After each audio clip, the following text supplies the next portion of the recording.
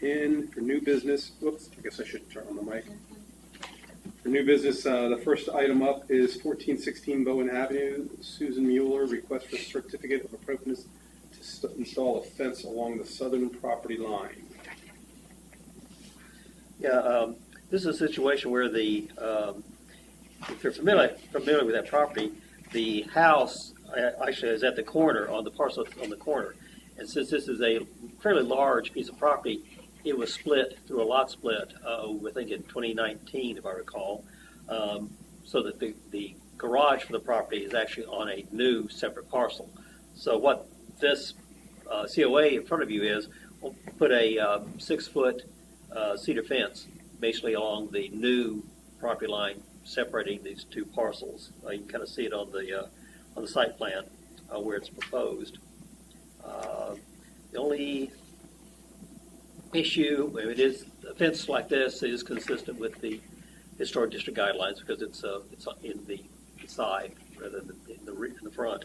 The only issue that we have is that because this is facing a corner lot, our fence regulations require that the section of it that's within 25 feet, general Pershing, be no more than 4 feet in height. If they can stair step back up to 6 feet at that 25-foot point. Yeah, because there's a house right next to it. Correct. Mm-hmm.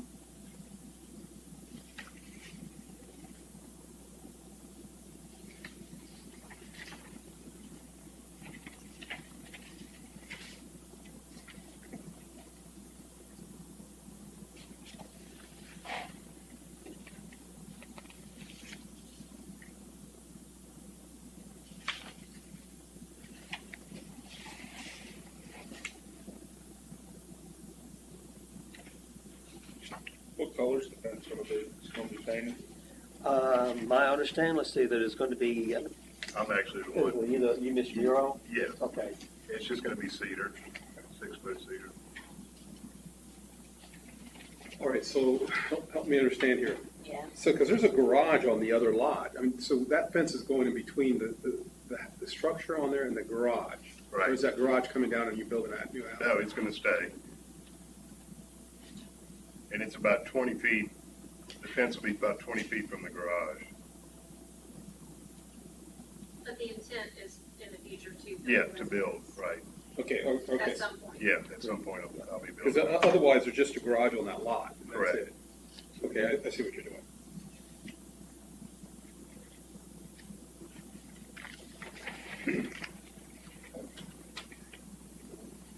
I'm curious about the placement of that fence as it shows a structure basically on the fence line there. No, Okay. no, there's nothing within probably 20 feet of the fence. So if you look, this is probably better. This you can see. Okay. There's a structure there. This is Sorry just for a that. walkway and Yeah, I think that's just a concrete pad. concrete pad that's sitting there. Yeah, that's what it is. Oh, okay. Patio. All it is pink on our thing.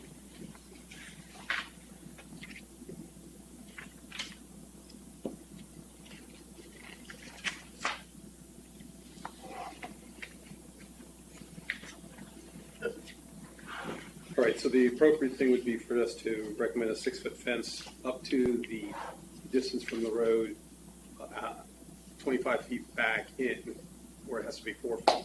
That's correct, And then exactly. it can go up to 6 feet after that. Do you measure from the actual road? Is that where it needs to? Well, actually, it's measured from the property line, which is typically around 10 feet back. I don't know, in the case of General Pershing, some of those older streets are different. There's actually a 4-foot fence there now, I think, in the front.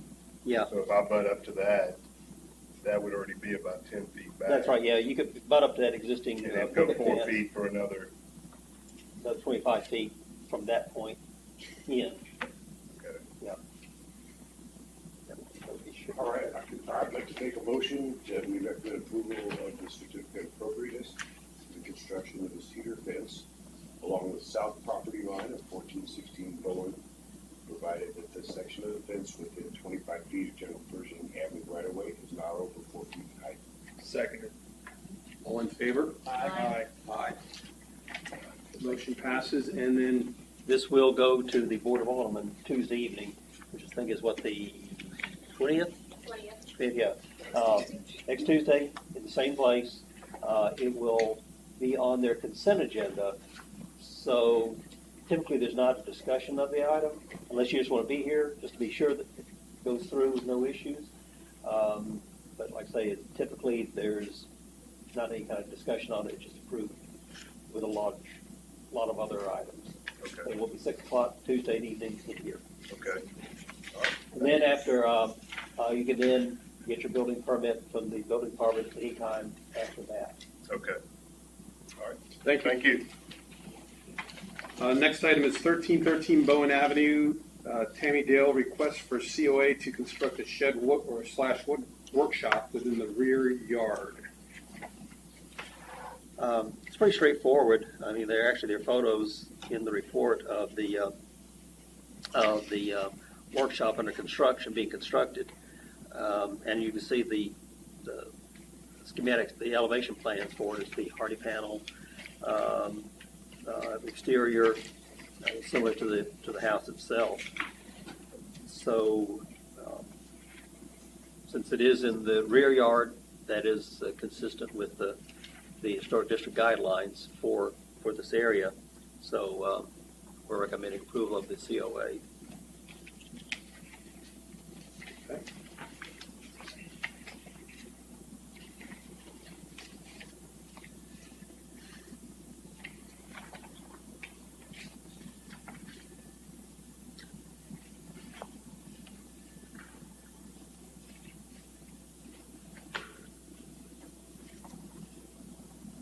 I make a motion to approve COA for the construction of an accessory building at 1313 Bowen Avenue, as described in the application. Second? All in favor? Aye. Aye. So the motion is approved. And again, Tuesday evening. I'm Tammy Dale. Okay, so what do I do next? Okay, well. Which hoop do I jump through? Yeah, exactly.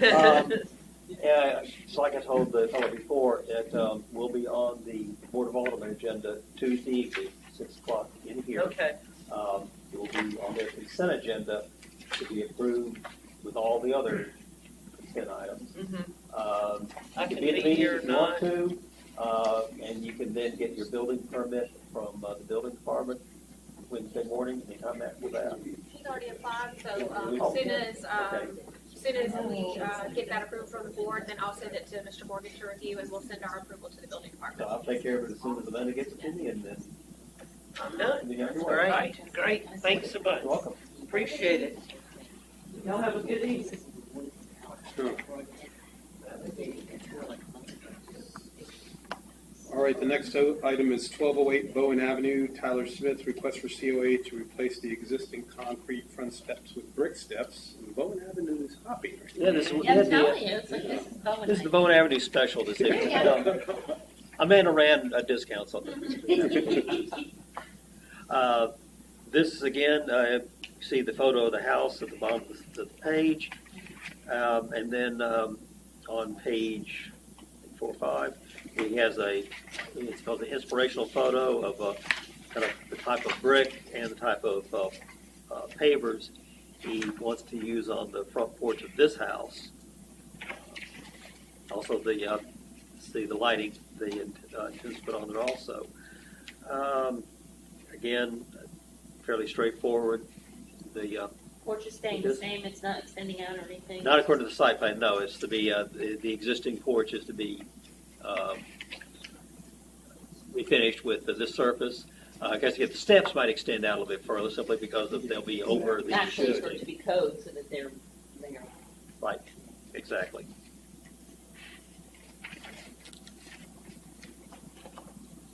I move to approve the certificate of appropriateness for the installation of red brick pavers on porch floor and steps and walkway and the installation of exterior light fixtures on 1208 Bowen Avenue. I'll second that. All in favor? Aye. Aye. So motion passes also. Bless Bless you. you. All right. The next item is approval of minutes for August 11th.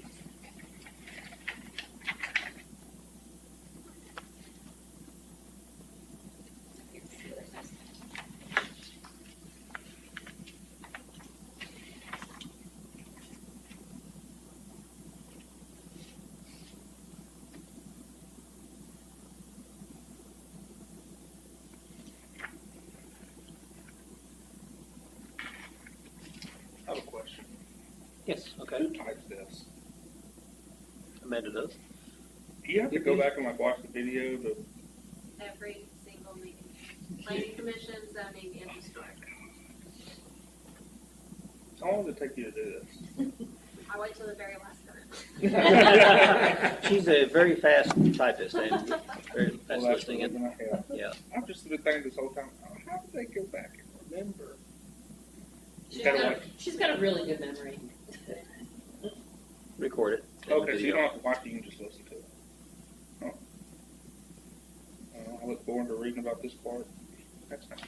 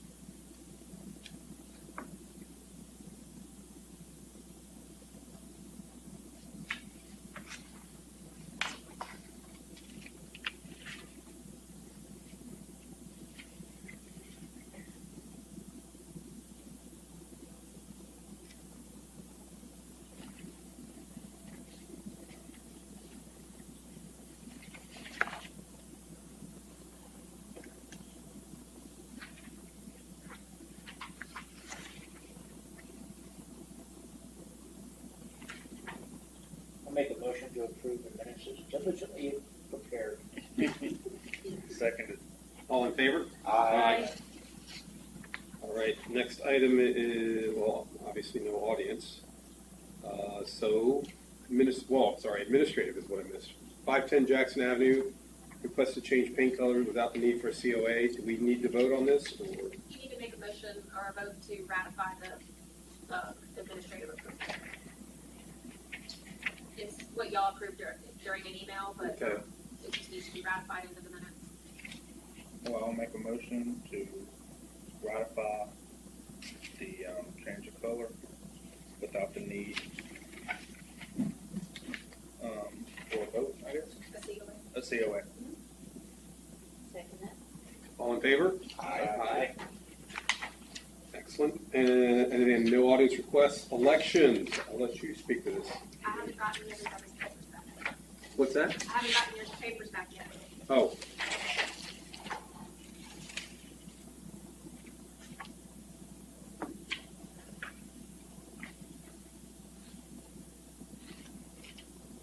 Seeing as how we're missing 2 members, I won't announce it until next meeting.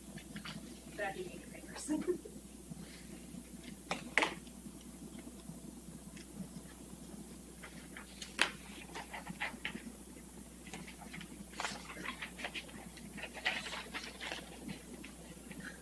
Scrolling through this and see. Anybody else got one? Oh, There's only this and the TV's TV. not on, no. Okay.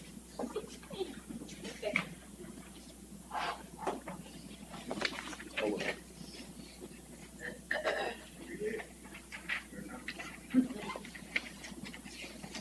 Thank you.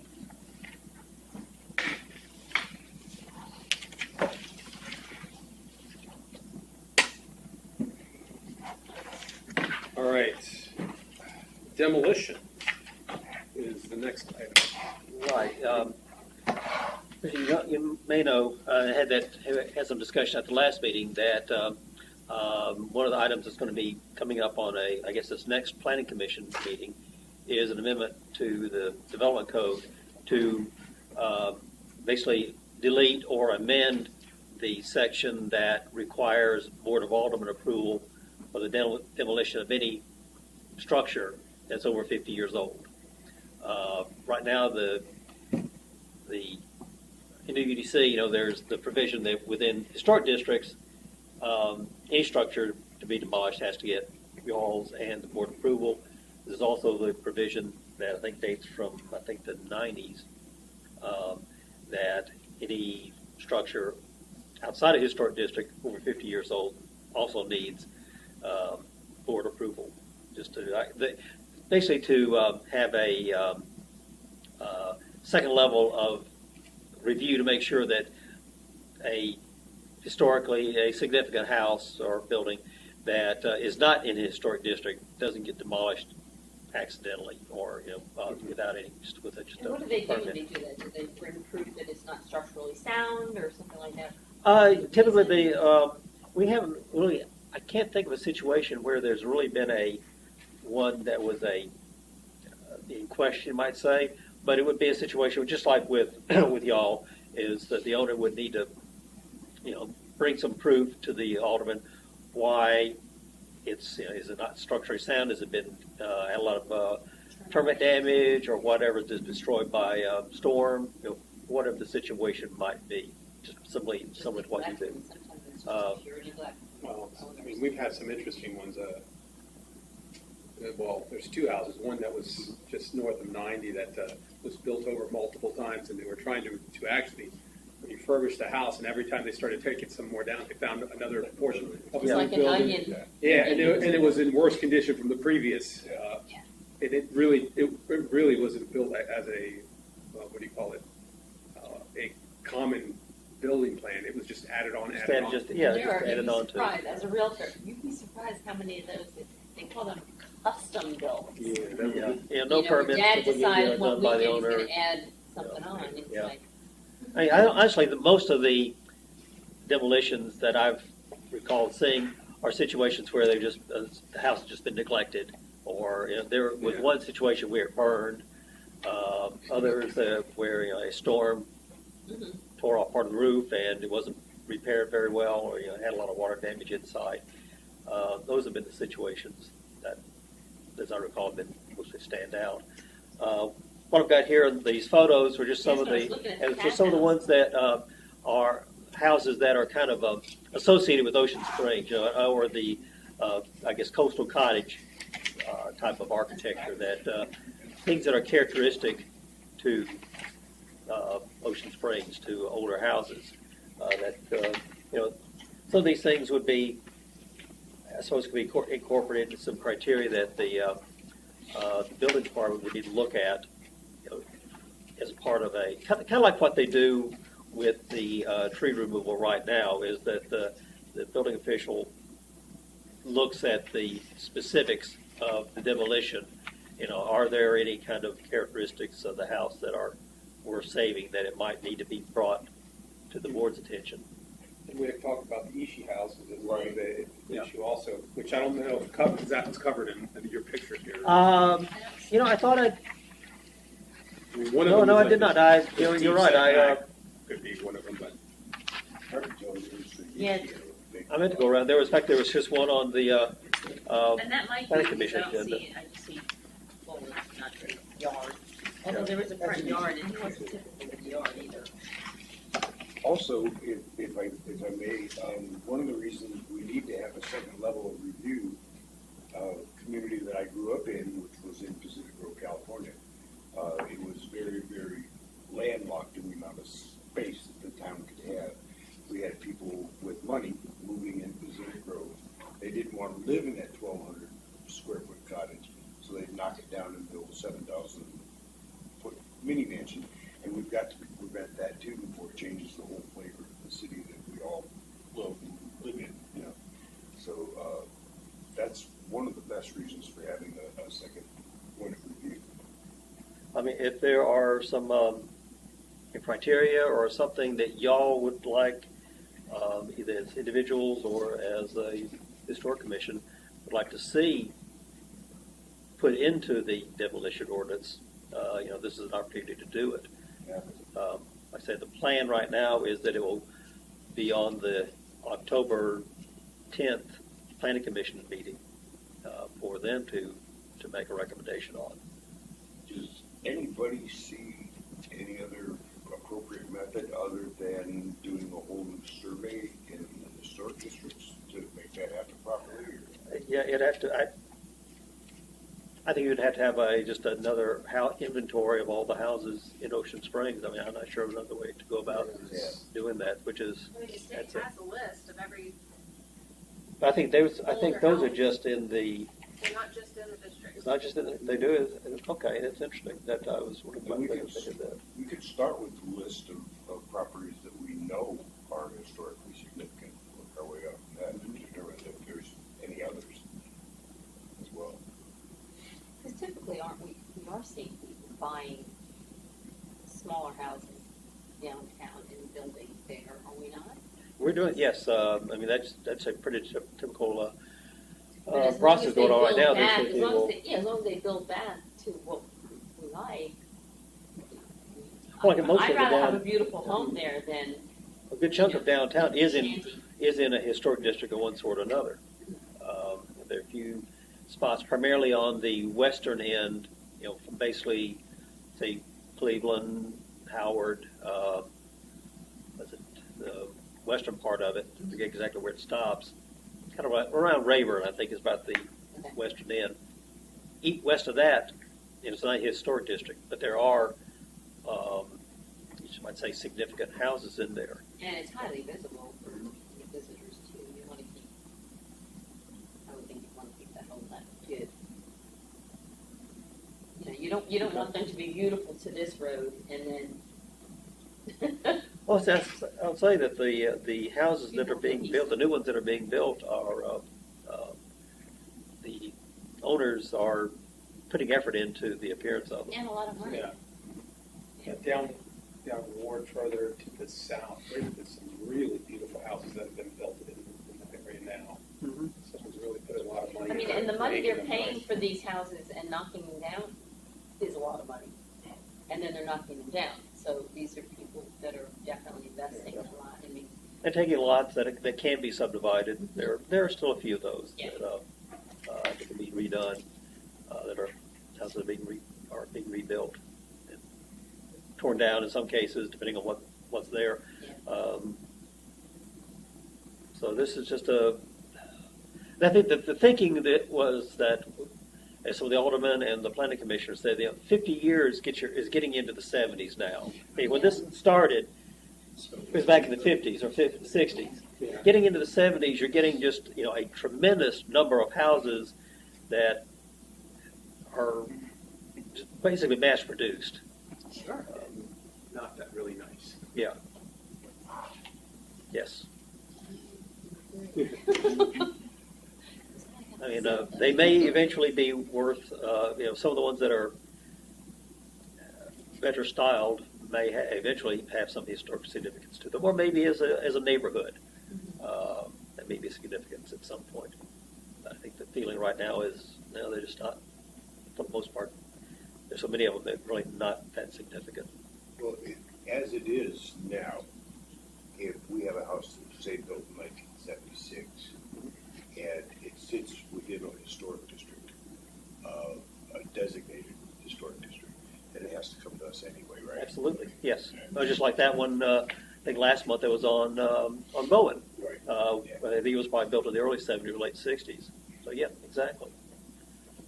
Yeah, the only thing I can think of right now is the Ishii houses, and I mean, the Yeah. cat house obviously is one of them also. Mhm. But unless there's something else that we can point to, I can't really. Have you seen the house next to the cat house? Because I was at Marina Cantina the other night, and we were trying to figure out if that house is boarded up, fallen down, or what. Well, at the cat house, I had trouble getting a decent photo of it because there's a large construction dumpster in front of it. Obviously, there's a lot of. So they must be working on this house, but I'm talking about the house next to Next it. to it? I mean, Okay. it's got like. Well, I know there's also ones across the street are doing some major So maybe renovations. So there's seeing a lot of that. I hope they don't change that too much. Okay. All right. So, I mean, that's where we are. So, if you have things you'd like to incorporate, please let me know. Okay.